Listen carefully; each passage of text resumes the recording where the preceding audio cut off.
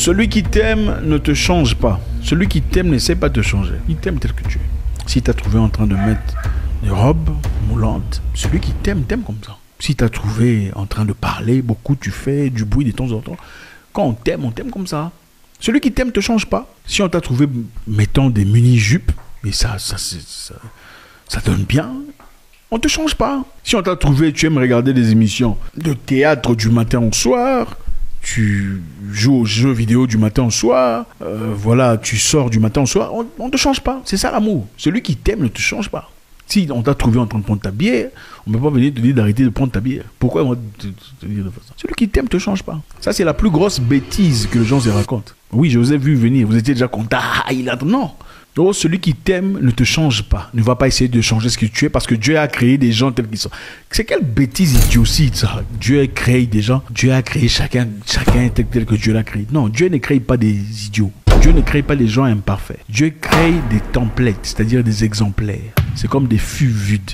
C'est comme des fûts vides. Et dans ces fûts ou ces récipients, vous y ajoutez ce que vous êtes. Voilà ce que Dieu crée. Dieu crée ça. Voilà ce que vous créez. Le contenu de ce que Dieu a créé. Dieu ne crée pas ça. Dieu crée ça. Vous y ajoutez de l'eau, ou du Fanta, ou du Coca, ou de la merde, ou de la bouillie. Maintenant, vous allez obliger des gens de prendre ça. Oh non, prends-moi avec ma merde à l'intérieur, c'est comme ça que Dieu m'a créé. Non. Celui qui t'aime t'apporte la positivité. Celui qui t'aime te fait asseoir, mon ami, ce que tu es en train de faire là, ça ne te fait pas. Ta façon d'aborder les gens, ça paraît un peu trop arrogant. Il faut essayer de changer son comportement. Voilà les gens dont vous avez besoin de votre vie. Quand une personne te fait des remarques comme ça ne veut pas dire qu'il est jaloux de toi. Oh, il ne t'aime pas. Oh, il est contre. Non. Oh, il est aigri. Non. Celui qui t'aime te corrige. Et quand je parle de correction ici, je ne fais pas allusion aux corrections puériles et stériles que les gens amènent sur Internet. Des inconnus, là, tu n'as pas besoin. Tu n'as pas besoin des conseils d'inconnus. Sur Internet surtout. Ce sont des gens qui sont malades d'eux-mêmes. Excusez-moi. Tu as besoin des conseils d'une personne à qui tu fais confiance. Ou une personne que tu pourrais voir face to face. Quelqu'un qui te dirait, cher ami, est-ce qu'on peut discuter un petit peu? Je remarque que tu as du talent. Mais est-ce que tu as pensé à y ajouter? Ça, c'est un conseil. Celui qui t'aime ne te laisse pas tel que tu es. Je sais qu'il y a beaucoup de femmes ici qui se disent, oh, tu m'as trouvé, je mettais des faux cheveux. Je mettais des talents, tu veux m'échanger. Non, d'accord, tu mettais des faux cheveux. Tu mettais des mini-jupes. Mais est-ce que les mini-jupes est une belle réflexion de ce que tu es, d'une bonne femme? Non. Dans votre culture, mini-jupe. Pourquoi tu portes mini-jupe et tu commences à tirer comme ça? Il faut laisser ça monter. Non, il faut laisser ça monter, comme ça on va voir. Pourquoi tu portes mini-jupe et tu commences à tirer? Il faut laisser ça monter. Alors, si tu dois commencer à tirer comme ça, c'est-à-dire que quelque part, ta conscience comprend qu'il y a un truc qui ne va pas. Je suis sûr que tu n'as pas, quand même, dans une conscience normale ou un esprit bien constitué, mettrais une jupe pour commencer à tirer comme ça à longueur de journée. Non. C'est-à-dire que quelque part, tu as conscience, quand tu te mets devant les gens, pourquoi tu tires comme ça? Laisse ça monter. Non, il faut laisser monter, comme ça on va voir. C'est ça que tu voulais, non? Alors les amis, c'est Zach Makassa, vous l'avez suivi sans commentaire dans cette première partie. Beaucoup plus les gens vont faire les contraires, ils pensent que non. Quand on aime quelqu'un, on accepte la personne telle que la personne est. Non, non, ça ne se passe pas comme ça. Aimer, ça veut dire aider à changer. Aimer, ça veut dire conseiller. Aimer, ça veut dire pointer à quelque chose qui n'est pas bien dans la vie de l'autre. Ça, c'est ça, aimer. Je donne toujours l'exemple de Jésus-Christ, qui est le Sauveur, notre Seigneur, le plus amoureux, lui qui aime tant, lui qui donne tout gratuitement, comme les gens le disent. Mais avant qu'il puisse t'accepter comme étant fils, qu'est-ce qui se passe? Il va te demander de passer par la justification, la sanctification et les baptêmes. Ça veut dire que tu dois te repentir, tu dois être clean, tu dois être propre pour revenir dans la maison de Christ, qui est ton Père céleste.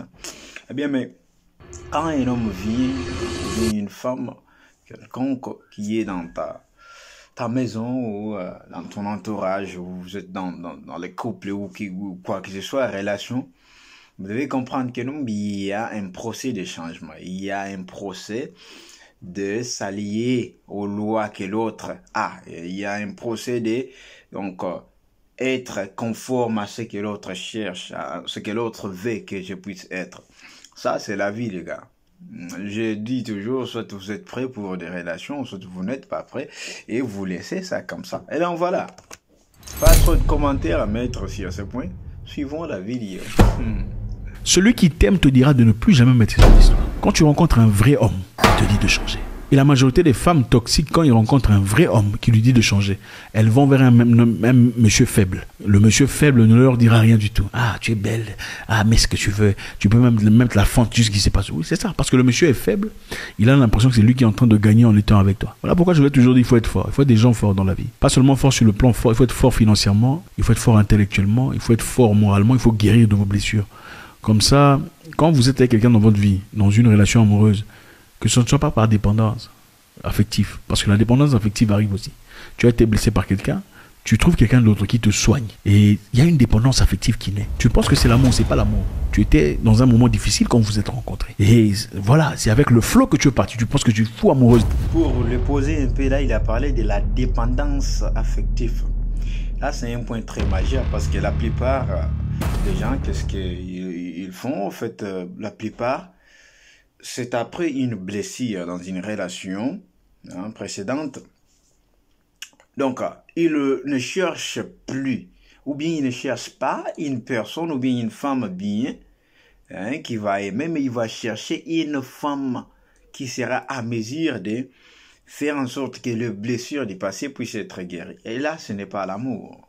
Ça, c'est ce qu'il a dit, la dépendance affective. Ça veut dire, vous êtes là, vous avez été blessé par un homme, par une femme, mais vous cherchez un copain ou une copine sur base de ce que vous avez. Vous voulez guérir de ce blessure-là. Hein? Quand il est là, il vous traite bien, ainsi de suite, vous guérissez. Et vous allez voir que non, à la longue, ça va vous revenir. Pourquoi? Parce que si, bien sûr, vous arrivez à guérir et vous êtes maintenant bien, et vous n'aimez pas le mec. Vous vous réjouissez tout simplement de ce qu'il vous donne. Voilà pourquoi la plupart du temps, il faut que vous puissiez vous tirailler pour qu'il puisse te caresser, donner ainsi de suite, pour que tu puisses te sentir à l'aise. Voilà ce qui se passe. Pourquoi? C'est une dépendance émotionnelle. Ça, ce n'est pas l'amour. L'amour, c'est tout autre que ça. Suivons la vie. Ce n'est pas ça. Et cela t'empêche généralement de pouvoir voir les choses claires. Moi, je le dis très souvent. Un homme ne tombe jamais amoureux. Un homme aime beaucoup sa femme. Un homme aime profondément sa femme. Un homme aime de manière démesurée sa femme. Mais un homme ne tombe jamais amoureux. Pourquoi est-ce qu'amour vient avec tomber? Tomber avec amour, c'est-à-dire que tu perds ta conscience. Tu perds la maîtrise. Quand un homme tombe amoureux, il devient comme Samson. Ah, complétez la suite. Pour les chrétiens. Je sais que chez les musulmans, ce n'est pas valide. On vous donnera un truc qui corresponde. Quand un homme tombe amoureux, il devient Samson. Il perd son contrôle. Quand un homme tombe amoureux, il devient Adam. Vous connaissez l'histoire d'Adam et Ève? Sinon la version, il y a plusieurs versions. Hein. Je sais que vous ne connaissez qu'une seule version. Il y a plusieurs versions d'Adam et Ève. Pour la version que vous connaissez là. On dit que Ève est venue dire à Adam, oh non, mangeons la pomme, tout ça. Adam a accepté, malgré que, quand Dieu, ça c'est la version des chrétiens. Quand Dieu leur a dit de ne pas manger la pomme, ils étaient tous là. N'est-ce pas? Adam a mangé. Pourquoi il a mangé? C'est à cause de l'amour. Il était fou amoureux de cette vie. Voici l'os de la chair. Il était fou amoureux, dépassé. Mais la femme là, est-ce que vous pensez qu'Ève aimait Adam? Ève n'était pas amoureuse d'Adam. Ève n'était pas amoureuse d'Adam. Parce que si Ève était amoureuse d'Adam, quand elle avait mangé la pomme, elle n'aurait pas fait manger Adam. C'est un peu comme si on te dit, il y a un risque, d'accord? Si tu manges la pomme, tu deviendras puissant. Tu pourras voir les choses ouvertement, n'est-ce pas? Si vous mangez, vous verrez les choses. Moi, j'ai mangé, d'accord? Si Ève aimait Adam, elle aurait mangé seule. Elle dit, moi, j'ai mangé, mais mon mari chéri, machin histoire. Toi, il n'était même pas marié. Toi, ne mange pas. Il n'y avait pas de mariage. Hein. Ils étaient, voilà. Toi, ne mange pas. Moi, j'ai mangé. Mais jusque-là, je n'ai encore rien vu. Dieu avait dit que si je mange, ça c'est la version des chrétiens, encore une fois. Dieu avait dit que si je mange, on deviendrait puissant, on verrait les choses, on connaîtra le bien et le mal. Mais jusque-là, moi, je n'ai encore rien vu d'extraordinaire. Je suis toujours tel que j'étais. Donc, dans ce cas, toi, ne mange pas. Quand moi, je verrai les choses, alors tu mangeras. Vous savez pourquoi elle va donner à Adam la pomme? Elle va donner la pomme à Adam parce qu'elle avait peur de la punition. Elle ne voulait pas être punie seule, en cas où il y aurait des punitions. Voilà la raison pour laquelle... Supposons que non, c'était une pomme. Parce que nous devons maintenant parler des choses noires sur blanc. Hein? Est-ce que vous imaginez quelqu'un ou une personne qui va manger une pomme comme Adam et Ève, ils vont manger une pomme et Dieu va rentrer pour punir la femme qui tu auras des douleurs à chaque fois que tu mettra au monde. Mais pensez-y quand même. Pensez-y. Comment est-ce que tu peux manger une pomme, puis après un moment, oh, tu te rends compte que non, je suis nul. Pensez-y quand même. Vous êtes déjà grand, il ne faut pas vous laisser faire par des histoires des témoins de Jéhovah anciennes là aux pommes. Non, non, ils ont commis l'acte sexuel, voilà pourquoi ils ont été punis, voilà pourquoi la mort a été introduite. Est-ce que vous pouvez manger une pomme et vous avez maintenant, vous enfantez maintenant un enfant sur base d'une pomme? Mais les témoins de Jéhovah vont te dire, les témoins de Jéhovah, oh non, la pomme était puissante, mais arrêtez avec ces histoires-là. On est déjà vieux, nous comprenons les choses autrement, nous voyons maintenant que non. Ils ont commis adultère, voilà pourquoi Jésus-Christ est venu, il a maudit la femme. Il a maudit la femme, il n'a pas maudit, non, mais il a maudit la femme. On dit, tu enfanteras avec des douleurs. Eh bien, ça se passe aujourd'hui. Montrez-moi une seule femme qui ne va pas donner naissance à un bébé sans douleur. Il n'y en a pas. Ouvrez déjà l'entendement, hein, nous grandissons, il ne faut pas vous laisser faire par des histoires témoins de Jéhovah, là, anciennes, des dessins, des pommes et ainsi de suite. Et donc voilà, continuons avec la vidéo. Vaut mieux partir dans un sentier obscur avec des gens que partir seul. Elle a donné à Adam parce qu'elle n'était pas sûre. Bon, Adam mange aussi au cas où ça ne marche pas, comme ça on sera deux. Il n'y aura pas que moi. Parce que si elle aimait vraiment, elle aurait dit, moi je vais manger d'abord. Toi ne mange pas. On voit ça dans beaucoup de cas. Il y a des gens qui ont des maladies difficiles, maladies incurables, maladies contaminantes, enfin machin. Il dit à son conjoint, écoute, moi j'ai ça, mais on ne peut pas faire ça comme ça. Il dit la vérité. Il préfère ne pas... Vous comprenez ce que je veux dire? Mais si toi tu as... C'est pour vous dire ceci. L'homme ne tombe jamais amoureux. Il ne faut pas tomber amoureux. Il faut beaucoup aimer donner. Donner l'argent, acheter une maison si vous pouvez, une voiture, une Mercedes CD100 coupée, acheter. Une BMW M4, acheter. Il n'y a pas de souci. Aimer abondamment. Mais ne tombez pas amoureux. Quand il faut tomber amoureux, tombez seulement amoureux de la maman de vos enfants. Quand vous êtes marié, vous avez des enfants, là vous pouvez tomber amoureux. Même là, il faut avoir le contrôle. Mais là, vous pouvez, quand vous êtes encore comme ça, il ne faut pas tomber. Bref, la personne qui vous aime vous aide à vous améliorer. Ça, c'était des divers. La personne qui vous aide lui donne des conseils pour aller dans la bonne direction. Elle ne vous dit pas, tu as fait ça comme ça pendant toutes les années, continue parce que je t'aime. Non. J'étais trouvé avec des cheveux que je n'aime pas. Ça te fait des chatouilles, tout ça, avec tout ça. Oh non, tu m'as trouvé comme ça. D'accord, mais regarde comment ton état est. C'est clairement des trucs envoûtés qui t'embrouillent la tête. Regarde comment ton visage est devenu. On peut t'aider à t'améliorer. Comment une personne normale peut pas tes propres cheveux, tu n'aimes pas? Quelqu'un me disait, comment une personne qui n'aime pas ses propres cheveux peut t'aimer toi? Ce n'est pas possible. Dites-moi. Toi, tes cheveux à toi, tu n'aimes pas. tu hais tes propres cheveux. Comment peux-tu prétendre aimer une autre personne? Ce n'est pas possible. Ce n'est pas pour dire ne mettez pas vos faux cheveux. Ce n'est pas ce que j'ai dit. Il ne faut pas transformer une parole. Il y a une grande différence entre ces personnes-là qui peuvent sortir, aller dehors, normal, sans maquillage ou légèrement maquillées, et celles qui sont incapables de quitter la maison sans se transformer en chinois. C'est totalement différent. C'est une personne qui cache quelque chose. Parce que tu n'es pas confortable avec toi-même. Qui t'a dit que la beauté, c'est seulement être comme chinois? Donc ta beauté à toi, ton visage, c'est pas beau. Ce n'est pas bien. C'est que Dieu t'a donné, tu n'aimes pas. Mais tu veux prétendre aimer les voisins ou l'enfant d'autrui. Ce n'est pas possible. Voilà les gens de personnes qui viennent dans votre vie et commencent à s'attaquer à la famille. La belle famille, c'est normal. Tes cheveux, tes propres cheveux, tu n'aimes pas. Comment tu peux aimer la belle famille? Ce n'est pas possible. Et regardez la plupart de ces gens-là, même leurs cheveux ne poussent pas. Les cheveux naturels ne poussent. Tellement il y a trop de méchanceté. Bref, rentrons encore dans notre histoire. Celui qui vous aime va vous aider à vous améliorer. Que ce soit un homme ou une femme, un ami, il te dira, mon cher ami, je vois comment tu fais ton histoire. C'est bien, ça avance, mais je souhaiterais que tu fasses ça. Je souhaiterais que tu améliores ici. Est-ce que tu as pensé à faire un cours en ligne? Ça pourrait t'aider. Ce n'est pas être aigri ou jaloux. Parce que je sais que beaucoup disent, il est aigri, il veut me corriger. Non. Il y a des gens qui te corrigent. Je comprends une chose. Quand il parle de l'amour et tout, vous savez, un vrai ami, c'est une personne qui vous aide à surmonter des choses qui ne vont pas dans votre vie. Mais un vrai ami ne vous soutient pas quand vous faites des bêtises. Quand vous commettez des bêtises, c'est lui qui va vous recadrer. Vous voyez un peu? Un vrai ami, c'est celui-là qui est à côté. Tu dis, non mec, là tu commences à déborder maintenant. Là tu dépasses les limites. Là il faut, voilà, celui-là l'ami. Ce n'est pas une personne qui vous soutient dans vos conneries, dans vos histoires, dans des bêtises et tout. Non, non. Un vrai ami vous soutient dans de bonnes choses, il vous encourage d'ailleurs, et il vous soutient dans les moments difficiles. Mais quand vous commencez les bêtises, c'est lui le premier à vous recadrer. Nos frères, on ne marche plus comme ça. Nos frères, on fait ça. Nos frères, non, nos sœurs. Voilà un vrai ami. Je sais pas vous, vos amis que vous avez là. Je vous ai toujours dit, choisissez votre entourage avec jalousie. Hein? Choisissez-vous, entourez-vous de gens qui sont intellectuels, des gens qui sont plus sages que vous, les gens qui vont vous ajouter ou donner encore beaucoup plus dans votre vie. Pas des gens toxiques, pas des gens qui corrigent dans la positivité. Au fait, il y a des gens qui ont tellement été blessés, ils ne corrigent plus. Parce qu'ils ont l'impression qu'à chaque fois qu'ils disent quelque chose de positif, vous pensez qu'ils sont jaloux. Pensez que tout le monde qui essaie de te corriger est jaloux. C'est être bête et stupide. Pensez que tout le monde qui ne te dit pas félicitations est jaloux de toi. C'est être bête et stupide.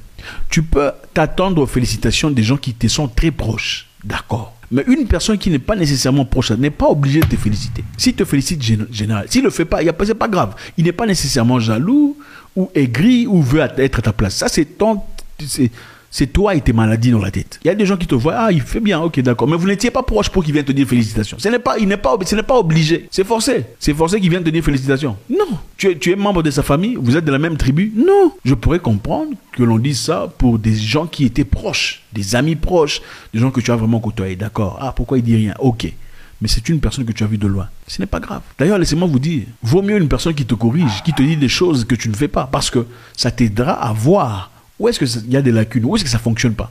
Comment est-ce que tu peux améliorer? Qu'une personne qui vient te chanter des louanges, parce que je sais que vous aimez ça. Hey, toi, tu es grande, tu es forte. Comment est-ce que ça t'améliore quand on te chante des louanges de comment tu es belle? Êtes-vous choqué par une femme qui vous montre tout, hein, la validation, l'attention et tout l'amour? Elle s'attend que vous puissiez la séduire. Et puis après que vous la séduisez, elle va vous refuser pour dire non, je ne veux pas de toi. Mais alors qu'elle a manifesté tout ce qu'une fille peut manifester pour t'attirer. Tu te poses la question pourquoi? Ce n'est pas toi le problème. Il y a de ces gens-là qui sont là, eux crèvent la validation. Tu vois? Eux crèvent l'attention. Ça veut dire c'est une personne qui vient, elle va manifester l'amour, elle manifeste les comportements que tu as besoin, les appels, ainsi de suite, les sorties. Mais quand il te dit non, je vais te draguer, maintenant que nous soyons sérieux, nous commencions une relation, oh, là tu abîmes le tout et va refuser. Qu'est-ce? Ce n'est pas toi le problème, frère. Ça, c'est sa vie. Elle a besoin d'être validée. Ça veut dire, elle reconnaît que tu es un homme de qualité, tu es un homme de valeur. Et elle voulait qu'elle puisse donc t'amener aussi à être séduite par elle. Et bien, quand tu es séduite, tu commences maintenant à vouloir commencer la relation. Non. Là, il s'est dit non.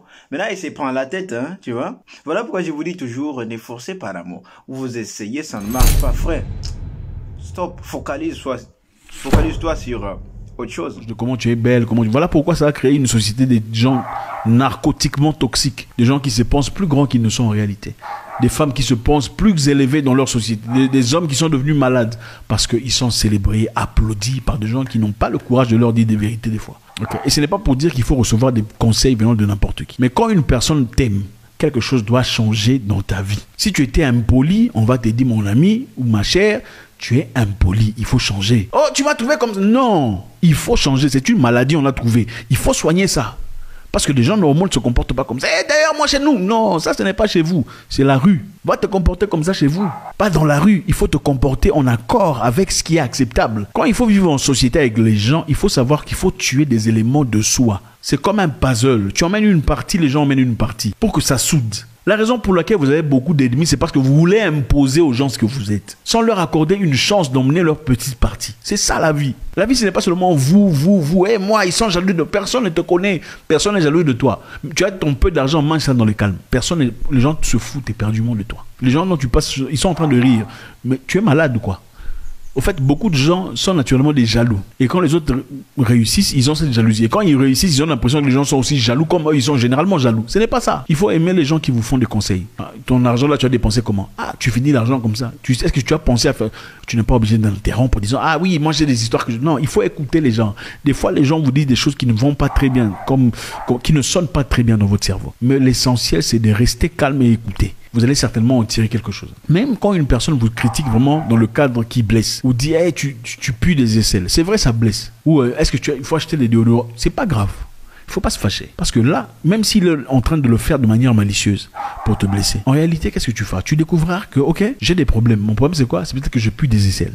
Mais il y a une solution. Si je pue des aisselles, ma solution, c'est quoi? C'est bien laver les aisselles et aussi appliquer ce qu'il faut appliquer pour éviter de puer des aisselles. Bon, quand tu auras fait ça, On va t'insulter sur quoi maintenant? Non. Quand une personne te critique, dit tu pues de la bouche, tu achètes brosse à dents, tu te soignes convenablement, oh tu ne t'habilles pas bien, tu t'habilles bien, oh tu pues des aisselles, tu soignes les aisselles. On va t'insulter sur quoi? Tu vois qu'ils vont finir de quoi t'insulter, il n'y aura pas. Parce que tu as pu rectifier, améliorer ce que tu es. Même les gens que vous taxez d'ennemis, souvent ont des choses pour vous aider à avancer. Merci infiniment les amis, c'est toujours avec beaucoup de plaisir. Ce que je vous dis ici demande beaucoup de maîtrise et beaucoup de maturité, ce n'est pas pour tout le monde. La leçon était très simple. La première, celui qui vous fait des conseils n'est pas votre ennemi. Numéro 2, celui qui vous aime ne vous laisse pas tel que vous êtes venu. Il va vous changer un peu, vous allez le changer un peu. Comme ça, vous allez avancer. Alors, il a tout dit. Il a tout dit, Zach Monkassa, il a tout dit. La flexibilité vous permet de rentrer et vous adapter. Ne soyez pas mobile plutôt. Voilà.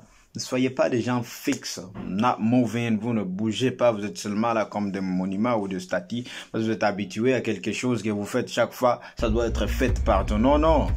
Parce que toi, tu es impoli, il n'y a personne qui te porte correction, il n'y a personne qui te recadre, tu veux continuer comme ça. Non, non, il faut changer, frère.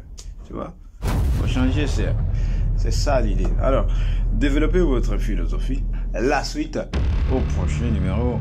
Bisous à tous. God bless.